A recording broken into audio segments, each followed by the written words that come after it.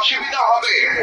যেহেতু আমাদের আজকে এখানে কোনো কর্মসূচি নেই, সেই জন্য আমরা চেষ্টা করি যত দ্রুত সম্ভব রাস্তাটাকে খুলে দেওয়ার জন্য, যাতে সাধারণ মানুষ চলাফেরা করতে পারে স্বাভাবিকভাবে। ইনশাল্লাহ আপনাদের সাথে কর্মসূচি যখন দিব, ইনশাল্লাহ আপনাদের সামনে তখন বক্তব্য রাখবো। সকলে দোয়া করবেন, ইনশাল্লাহ আমিও দোয়া করি সকলে ভালো থাকেন। আর একটি কথা, আমাদের যার যতটুকু অবস্থান আছে সেখান থেকে আসুন, আমরা আমাদের দেশটাকে নতুন করে গড়ে তোলার চেষ্টা করি। যার পক্ষে যতটুকু সম্ভব আমরা সচেষ্ট হই দেশের জন্য। কোথাও যদি রাস্তায় একটি কাগজ পড়ে থাকে, ময়লা হয়ে থাকে, দরকার সেটাকে আমরা সরিয়ে দিব। এভাবে ছোট ছোট করে কাজ করার মাধ্যমে আমরা দেশটাকে গড়ে তুলে আসুন।